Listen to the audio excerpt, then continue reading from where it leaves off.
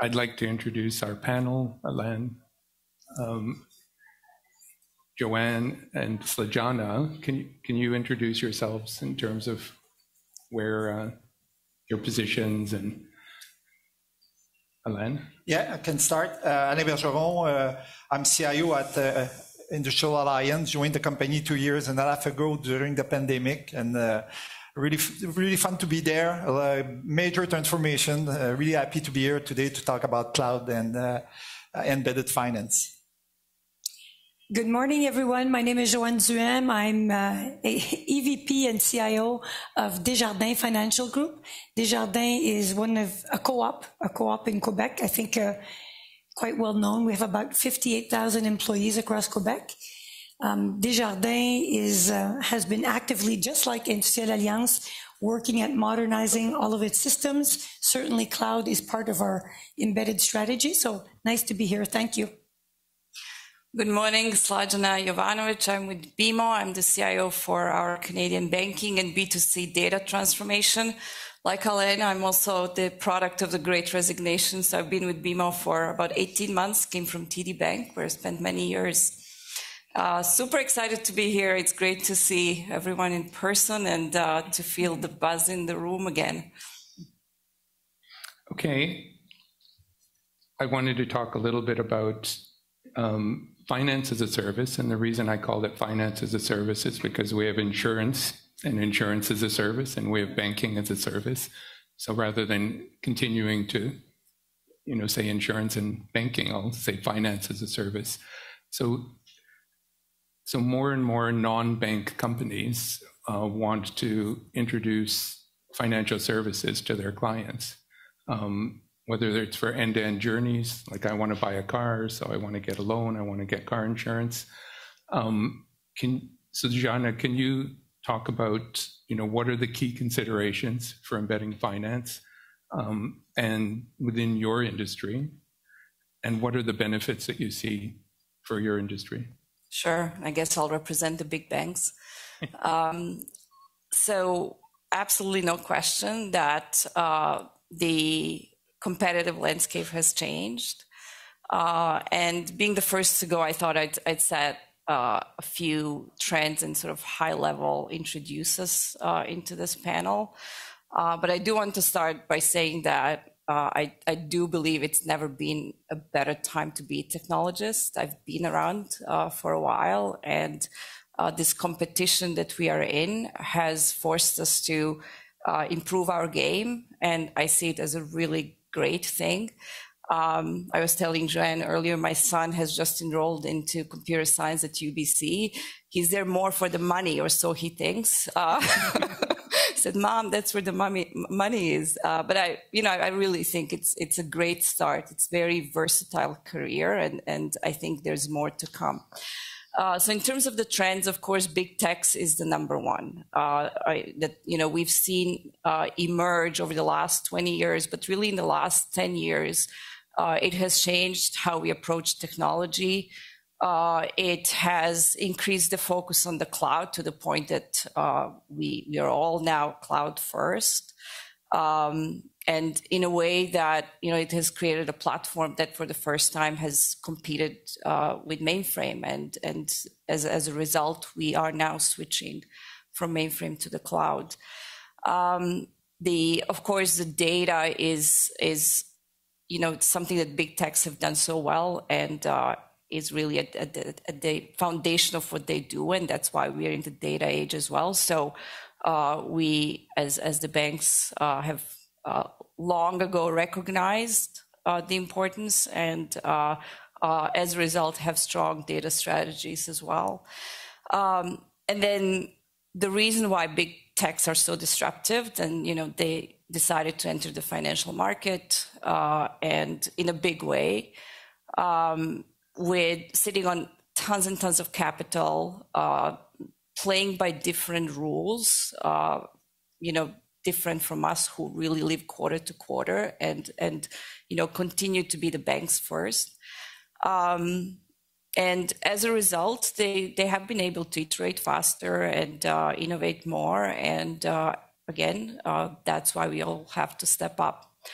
Open banking has been around for a while. We see more regulation coming in the space, which I think is a good thing. It is making the banks more interested and more prone to recognize the opportunity, not just in terms of partnering with the fintechs and contributing to the open banking ecosystem, but also seeing it as an opportunity to compete amongst ourselves. So for BMO as a smaller bank, this is a good opportunity to maybe grab some market share from TD and RBC. And then global payments modernization is another trend that has been around for a while, really changing, democratizing payments. We are all switching to use payments platforms really as a service, use risk management as a service. It's all integrated via APIs, and it allows smaller players to enter the space. And it's really focusing us more on the customers and making payments easy and easy to use, and really improving how we do payments. So that is another space where banks have stepped up. And just to kind of summarize then, what are the banks doing as a result of that? We are innovating, we are forced to modernize, we are becoming leaner. At the same time, two important things that we've gotten really good at are security and resiliency. And this kind of fits in the Canadian economy and how we are viewed in the world, because we are a very stable, somewhat risk-adverse economy, and I think we continue to play well in that space. Thank you. And Johanne, Desjardins does insurance and banking. So how's the market for you? Like, where do you see the challenges? Well, I agree with everything that my colleague said. I think I would just add as well that what we've seen is that members and clients and customers are requesting ease and convenience. So for us, the overlaying theme is, yes, we will adapt the technology. We have to do that. I think it's something that's required. And I think that most financial institutions are in the same space, where we've had, systems, old legacy systems that have been there for years. Most of my colleagues that I speak to are modernizing all of the systems to be able to ensure that with the open banking, we're getting prepared, that we have more decomposable system views. We're certainly working on APIs. We're all transiting to the cloud. Everybody's at the same space. But why are we doing that? And at the end of the day, there's one thing. We're doing it for our members and clients because they want ease and convenience. So at the time when you used to go buy a car, you used to have separate systems to do the financing in 2 and 3 different steps, and it used to be complicated. We're trying to work on reducing complexity, simplifying the end-to-end experience for the members and the clients, because that's what consumers want. That's what consumers want. So we have to, as financial institutions, adapt, make it more open, realize that the new players that are there will be there to stay, and just try to bring value and make your lives easier. And I think that at the end of the day, that's what we're there for. And the ones that will live on are the ones that can hear what the members and the clients are saying and adapt accordingly. So that for us is the overlaying theme. So changing from a product-centric approach to a client-centric approach, end to end. Okay. And Alain, how about in IA? Yeah, I can relate to what my colleague have said. That's something we're doing. If I look at it in a different angle, we have 3 kinds of business at IA: warranty, insurance, and wealth. What we're seeing now, we have a lot of distributors, so we're mainly B2B2C. They want to have access to data, to information. And for us, there's opportunity to partner with other companies. We made the decision 4 years ago to put a lot of focus on data and on cloud. So SaaS first, buying first, building after. So there's a major transformation around that. And we see that we can partner and accelerate the type of services and the ease of use. We just launched a Global 6 group this year to have a global perspective on the client and advisor. At IE, we grow by acquisition that were not integrated a couple of years ago, but that is changing. We want to have a global view, a single view of the customer, and be able to better serve, like Johanne, to have ease of use, make it easy for them, get good advice, because we'll win on advice, we'll not win on the product itself, how we can advise well our clients. And now the fintech world is bringing a lot of innovation, so we're trying to partner with them instead of trying to build everything.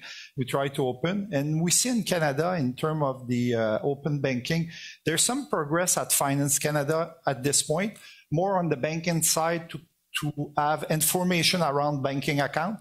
What we hope so that on the insurance side, evolution will happen, because we have use cases where we provide information to partners on the insurance side, and I think over time we'll see more and more, but having a way, a norm, and a way to transact in a common way will be more easy than everyone trying to figure it out. Okay, thanks. So maybe in the next question, I'll talk a little bit, we can talk a little bit about the Canadian market. So embedded finance and finance as a service is fairly mainstream around the world. Like, I worked with DBS back in 2017, and they were doing the car loan journey, the mortgage journey. They even have an electricity market journey. But what about Canada? Like, how is the market opportunity evolving in Canada, and what are some of the current challenges in Canada that you're running into? And Johanne. Okay, I was just waiting. I was being polite, waiting for my turn. I would say that the Canadian market is more and more aware. Number one, I think, as my colleague was saying, we're looking and really analyzing all of the trends worldwide, because what happens around the world will inevitably come to Canada. I think that there's a lot of expectation with regards to regulations. So what are the regulations coming? I think we have to keep abreast of that. I think that we have to keep in mind that what's required, and I come back again to what the requirements of our members and our clients are. So members and our clients are looking to diversify. I think that, and I don't know if it's a generational issue or I don't know, but there's new players. When you have new players in the market, inevitably people want to try them out, see what the difference is between, the big six or the typical financial institutions. So for us to be able to prepare, I think that we're all working on our systems to be able to modulate them. But definitely in terms of trends, I would say that we're trying to work with the regulators to ensure that the regulation is clear. We prepare our systems, that we're preparing also to help and inform our members and our clients. So customers are asking for a lot of information. What does this mean? What's open banking? And is it safe to do this? So safety is a big concern. Security, safety. So I think that we have to keep aware of all of these trends. It evolves on a day-to-day basis. And, the different laws that we're working on, everybody's incorporating it. But I talk a lot with the colleagues that are from other financial institutions.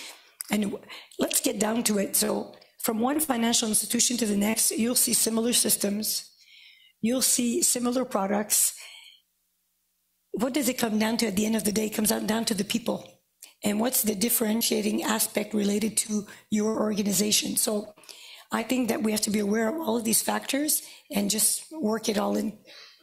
Okay, thanks. And Alain, and how about on Yeah, in terms of open banking, what we see in Canada, in the world, there's the regulator push and the market push. I think in Canada, we're kind of between. There's a lot of push from the banks, because I was a national bank before, and we were working hard to have kind of regulation, because we see the opportunity at the time, and at IE, we also see the opportunity from an insurance standpoint. So I think it's going in the right direction. The ecosystem need to participate, because it's really difficult if there is no norm and we're not working together to achieve that. And Johanne is right. After that, we'll have the same product, and we need to differentiate differently. Also, the privacy law, like the Bill 25 in Quebec, force everyone to be more clear about what we do with the data, what the customer should expect. And survey if clients understand what we do, that they're willing to share if we offer value-added services. So it's not the problem to get consent. It's how we get it. How can we make it clear what we do with it? And if we offer value-added services, we can have that consent and work with that. But all this regulation, it's a really opportunity. We can see it at a tree, but I think if we use it correctly, it can help us progressing in that journey and being better in the overall ecosystem to work better together in the benefit of the clients. Thank you. Sladjana, you'd mentioned, the big tech players. Are you seeing challenges in Canada, not just big tech players, but, big retailers like Walmart or IKEA also getting into banking? Like, are those some of the challenges that you're running into? Sure. I mean, the ecosystem is changing, right? Banking is becoming a service, like you said, right? So we do see a lot of entrants. So, and then we look around the world and we see more of that happening, as you said. And in fact, I was just in Europe. MasterCard had a bunch of us technology folks together. And I was the only one from Canada, and it was really interesting to hear. Everything that we've heard is true. Australia is way ahead, and the whole transformation and shifting left and automating and focusing on the customer journeys, it's all happening. South America really blew me away in, really, really aggressive in moving the mainframe systems to the cloud. And then, of course, Europe is very regulated, but also very competitive. So we do see a lot of these trends there as well. And then, my first reaction was, oh, we're lagging. We're really lagging.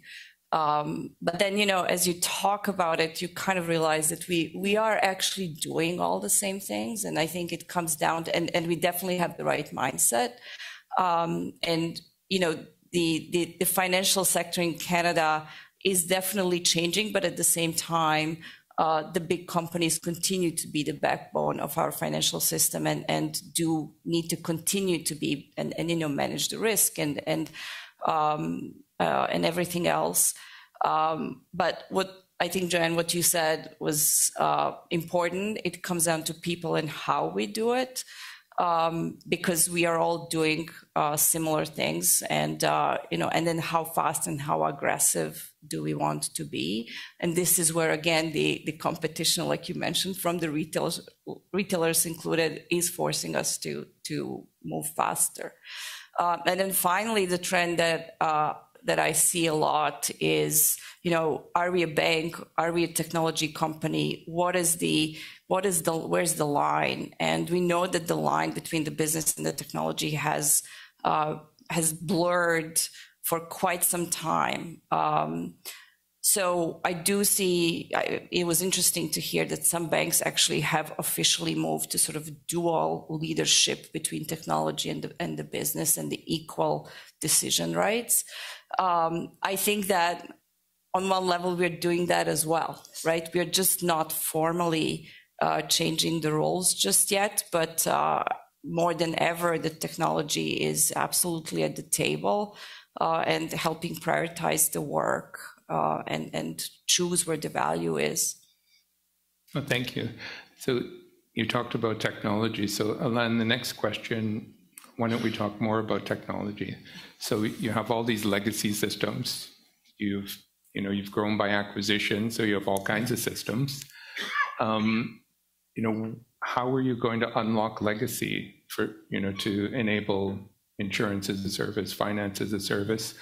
And one of the biggest problems I see with the business when I talk with CIOs is the business doesn't want to fund modernization of legacy. So how are you, what are the things you're doing to solve those problems? Yeah, for IE, we decided 4 years ago to modernize the core system and to replace all of them. So for all the business line, we have projects that are going on or will start project in the near future. But the idea was, let's get rid of the legacy system and make it more API-driven, SaaS-based, cloud-based system. So that's really what we're doing. What we built in the meantime was an integration layer to be able to build APIs and to integrate all these systems, because at the end of the day, there's no single system that we do everything. So we need to integrate a large ecosystem. So that was our play. It's really to have modernized core, API-driven SaaS base, and get from there, because the problem was with these legacy systems was not just the legacy, it was how they evolve over time to extend their capability behind what they were supposed to do. So it's a big spaghetti. You have doing a lot of things. So now we're doing review, putting in place the right type of solution and integrating them. And in doing that, yes, APIs for internal, but the idea was also to be able to expose this API to be more open moving forward. And at the same time, having a modernized data infrastructure. So we have a single view of the data instead of having data warehouse by sector, which we have today, but we're modernizing the data. So we have a common repository. Will be more easy to have the information, but also a single source of truth. Because you can imagine having multiple data warehouse, it's sometimes hard to reconcile where's the truth when doing that. So that's what we have decided to do and progressing in that journey. Thank you. And so, John, I think when you joined BMO 18 months ago, you found out you now owned all the mainframe and legacy systems. So you know away from it from TV, and then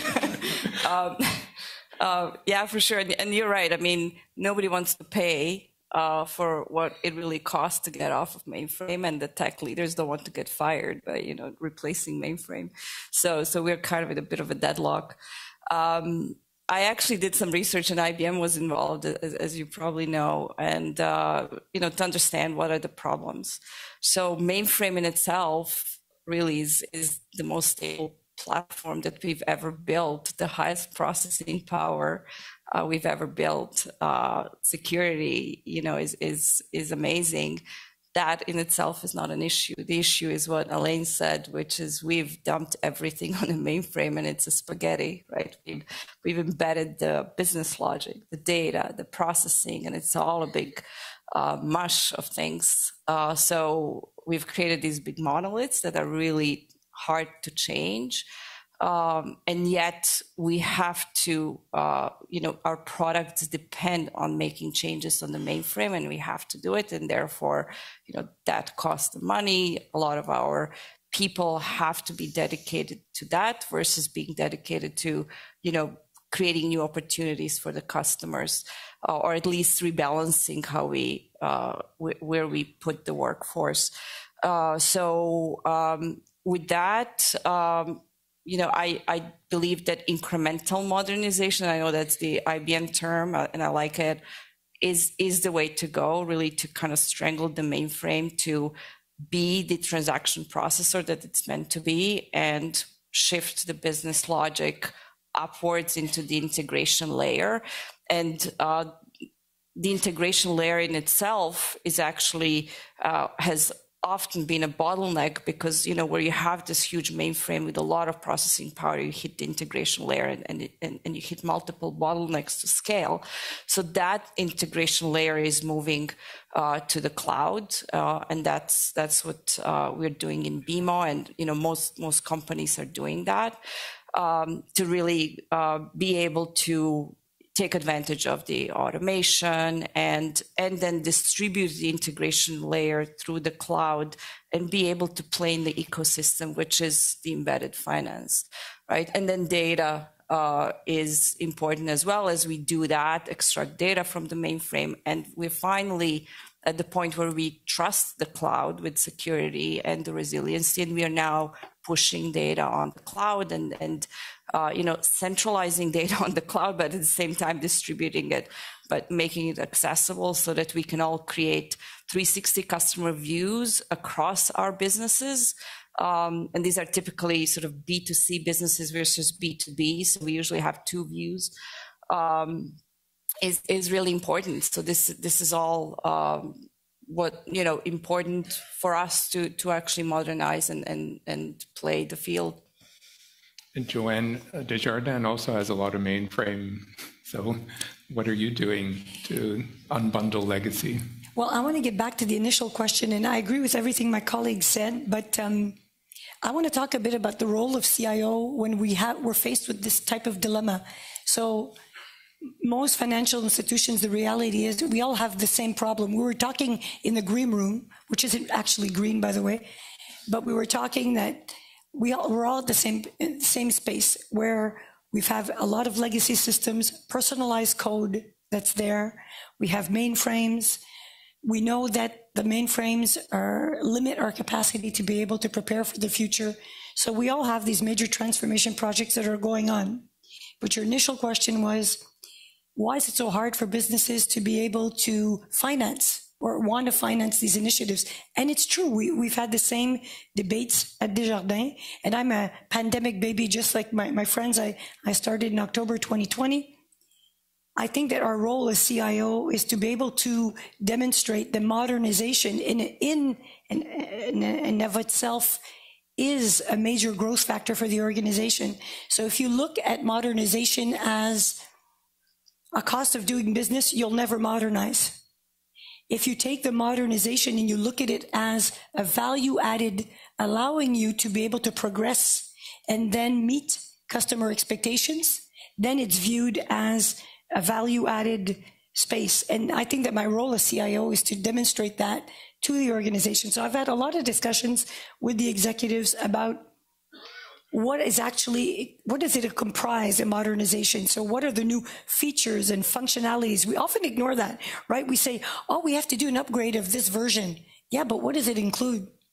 So to drill down, to show the value added, to be able to demonstrate that there are added features, and at the same time, you're helping bring the technology space in a more healthy place because you're deprogramming or decustomizing a lot of the code. You're increasing security. If you're increasing security, well, your customers and your members will be happy about that. So I think it's in the way that we package the information.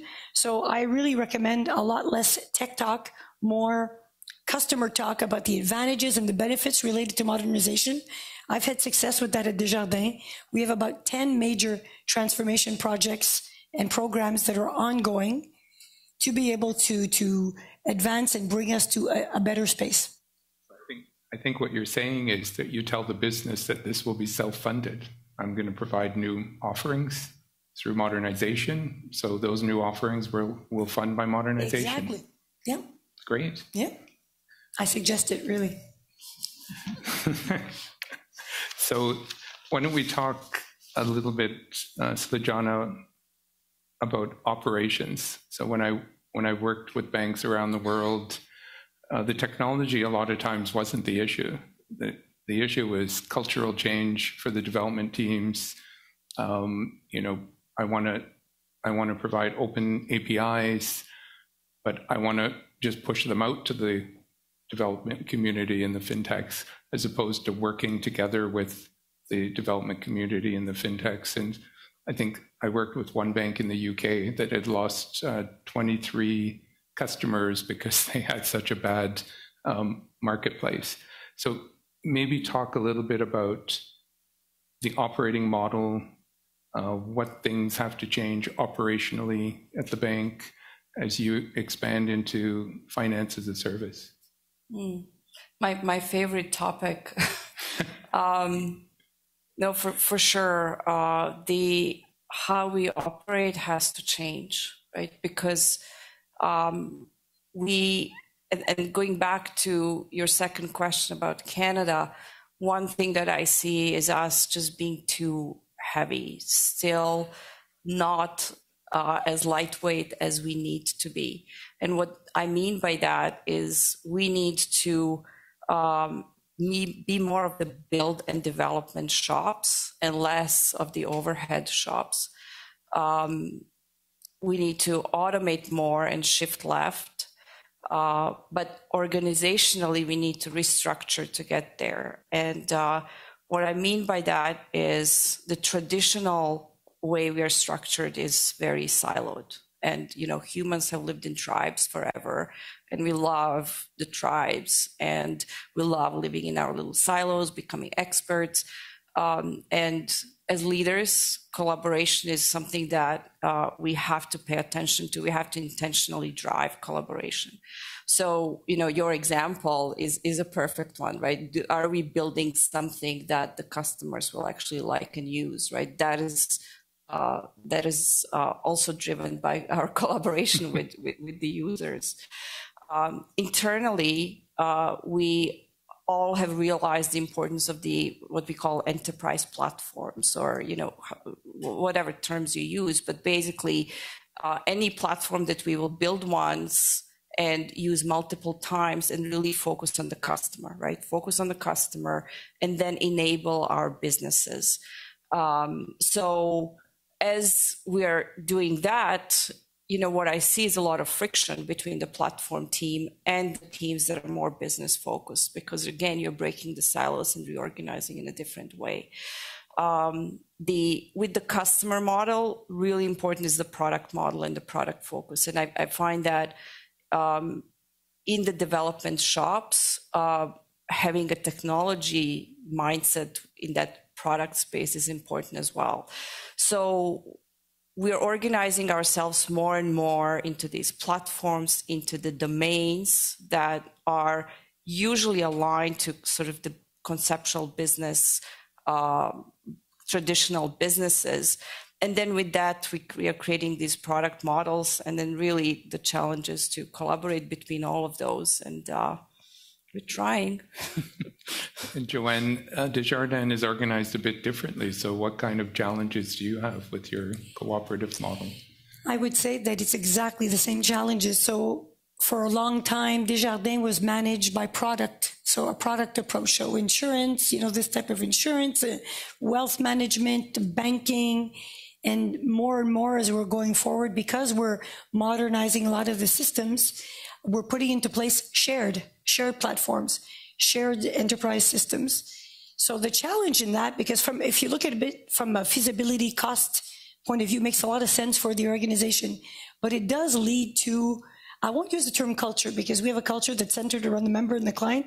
I would say a philosophical change, where we used to be managed by silo, and now, because we're using shared platforms, people aren't used to collaborating in that way. So it drums up controversy and little conflicts within the organization. Is who's going first and who's more important? Can this project go before this project? So I think that our job once again here is to, because we've mapped it out, there are hundreds of interdependencies between all of the different modernization programs that are ongoing.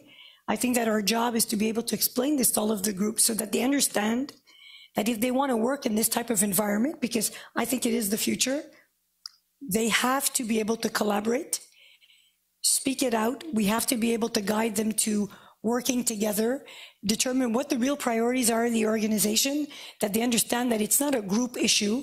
It's what's best for the member and the client with all of the journeys that we want to get going.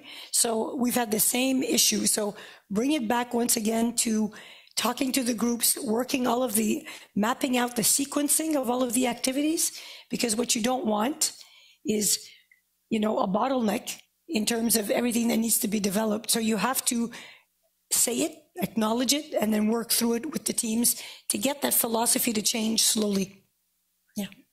And Alain, how about at IA? Yeah, same aspect. I can look at it from twofold, on the business side and on the IT side. So I'll start with the business side. That's for sure the big theme from a cultural standpoint at IA is collaboration and breaking the silos. That's we're into it. And when you look at it from a customer journey or value chain, it will change the way we do things internally. We want to simplify, we want to automate, we want more straight through, we want automated decision, which means from a employee standpoint, we'll have more expert, less people doing administrative tasks, because we're moving up in terms of complexity for the more complex tasks, and a lot of that will be automated. So, and that creates a big opportunity in terms of efficiency, because the unit cost will decrease. That's the expectation that we have, and that's one of the aspects on the modernization. A lot of the business case is based on decreasing unit costs. Yes, improving straight through, giving better service customer, but also as we move forward, decreasing unit costs. From an IT standpoint, on the operation side, it's easy to say we'll be cloud-based, SaaS or SaaS cloud-based, but it creates a complex ecosystem that we need to manage, and we don't always have full control over it. So how can we be reliable and stable? Yes, for each of the service, that's probably something we can achieve more easily. But when you look at the global ecosystem, that's a big challenge to have a stable system and then understand all the piece of it and have a way to globally look at it, because each vendor will look at it from their lens. We need to look at it end to end. So that creates new opportunities and new challenges in terms of how we'll manage that ecosystem over time, because there's a lot of pieces that need to be connected together and that need to be available and stable over time. Okay, thank you. So I think we have about 8 minutes left. So why don't we open it up to the audience, see if they have any questions. Anyone want to ask the panelists a question?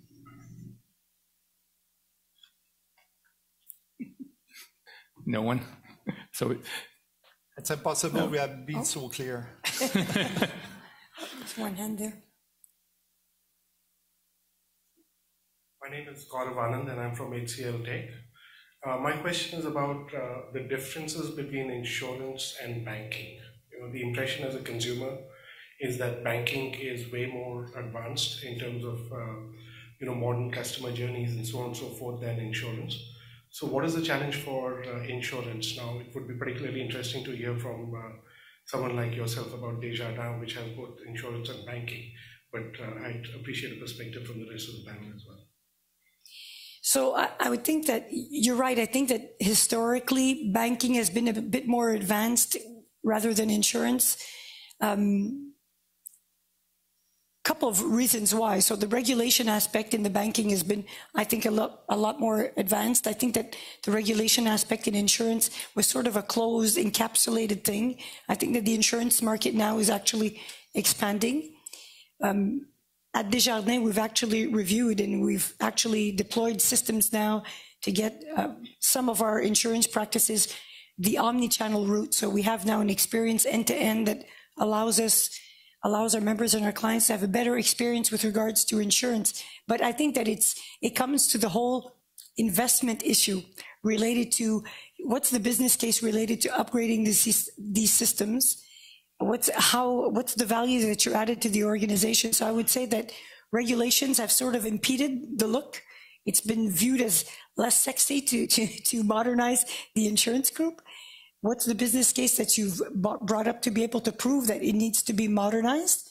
We've modernized half of our insurance systems, and we're having actually great comments so far with regards to the customer experience. It depends on the channel that they start, and they can finish in another channel, and people have been very, very happy with that. I can add from an insurance standpoint that's for sure insurance. I've started later than the banks. The bank I've been on that since many years, and the insurance is catching up. One event that happened after the pandemic or before the pandemic, it's insurance folk were saying selling a life insurance without being with the person's impossible. Guess what? After pandemic, we sold all the insurance online and digitally. So there's a big shift that happened at that moment. And now we see the insurance industry catching up to have that view, customer 360, single view of the customer, because before that, it was more siloed based. Customer was, well treated, but by business line instead of by the insurance company or the global company. So pandemic really accelerated that journey, and now we're catching up. The bank are still more advanced, but the insurance industry catching up. And I was working with an insurance company a few weeks ago, and they said one of their biggest problems with online insurance was they continued taking policies right up to when Hurricane Fiona struck. Yeah. So, maybe just a quick comment. That's for sure. We don't see yet direct life insurance sell. We have something in the US we do for the simple one, but we still see advisor into the play more in a kind of digital way, having digital offering to the customer, being part of the journey, having digital solution for them, but with the advice of an advisor. So we still see that for the coming years.